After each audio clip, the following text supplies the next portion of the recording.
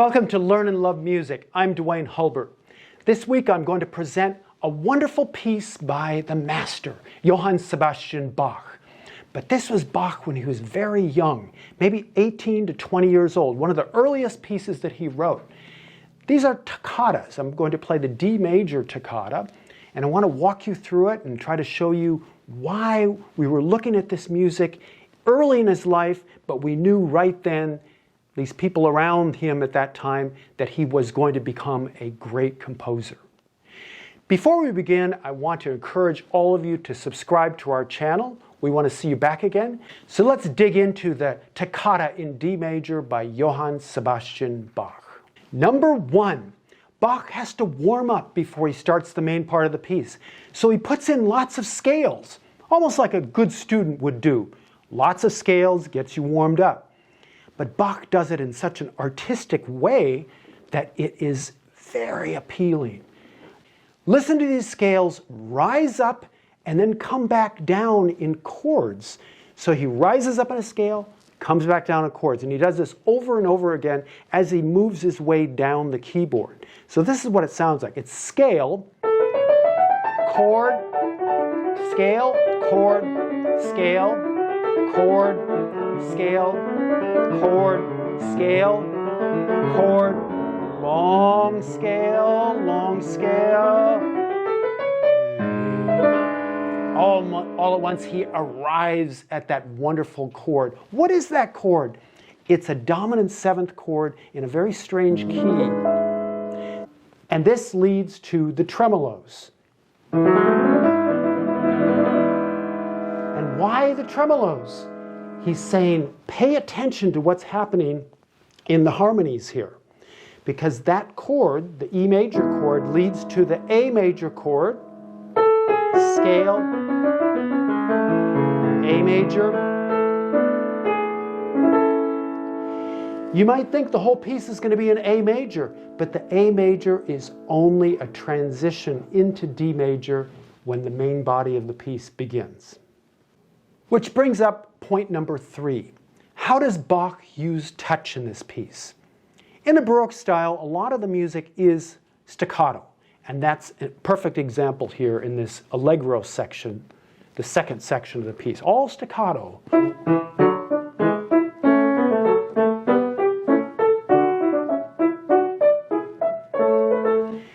In these editions of Bach, there are no phrases marked.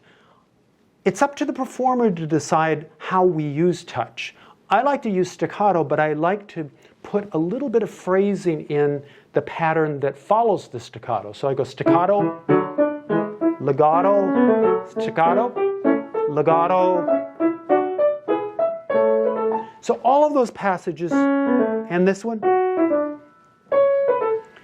they sound very espressivo, very expressive when they're being surrounded by these really short staccato notes.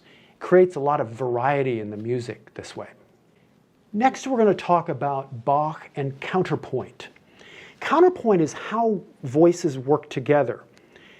A lot of the composers that followed Bach, like Mozart and Beethoven, would have the upper line always the melody. Not always, but more often than not.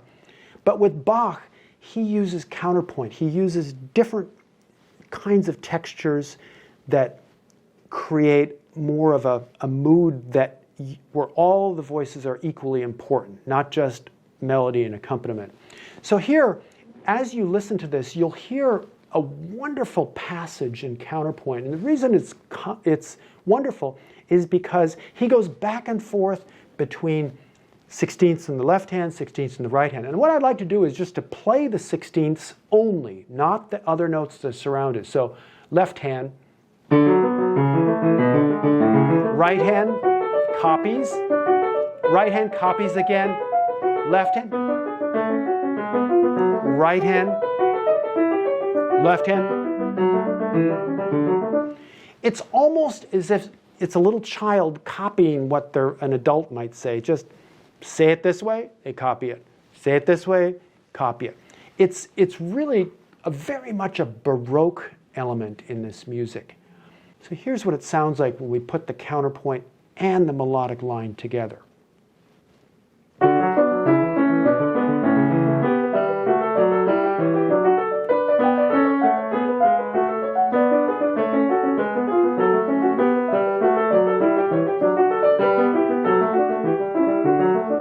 It's a fantastic passage, not only because he uses counterpoint in a very crafty way, but he goes through different keys. He's going through the key of A major, and then D major, and then F sharp minor, and then B minor, and F sharp minor, and then we go back to D major,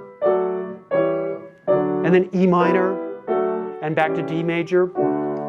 So there's lots of harmonic changes in here. So not only is he clever with harmonies, but he's also very clever with voicing, using the counterpoint in the upper voice and in the lower voice.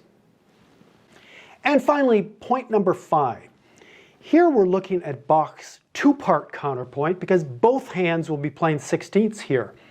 I find it interesting in this passage near the end, not only that both hands have 16ths, but also he went to the trouble of actually writing the word piano in one passage and then writing forte in another passage. Now, all of you who look at Bach's original editions, there's not a lot of dynamics written. So he really wanted this to happen at the end, to create a little variety in the dynamics, but also to create energy with both hands playing 16ths. And notice near the ending, when it is marked forte, that it's almost like an improvisation. Most of the time what pianists will do, instead of just playing exactly in time, they'll create a little drama with almost a little bit of a ritardando, a little slowing down. It really makes the end of this movement very exciting and dramatic. So let me walk you through this. Here we have both hands playing 16ths, and then he has a marking piano.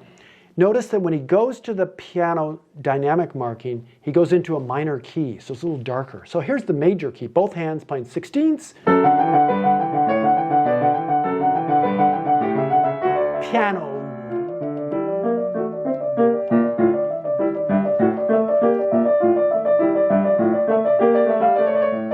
Now forte.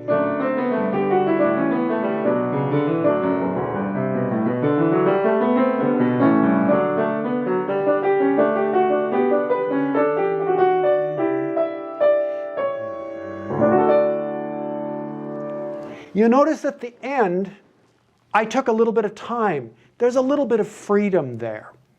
Can you imagine if I played it this way instead?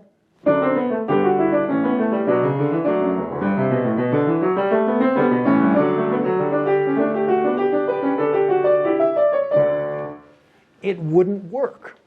So Bach didn't say slow down. He just wrote the word forte. But in my mind, what that means is that there's drama here. In order to have drama, we have to pull back and make it grand and beautiful at the end of this movement. And that's done with slowing it down. So I've given you 5 things to listen for in this Toccata in D major by Johann Sebastian Bach. Make sure you check out our companion video where I'll be playing the entire piece, the first movement of this toccata. Thanks for watching Learn and Love Music, and we'll see you next time.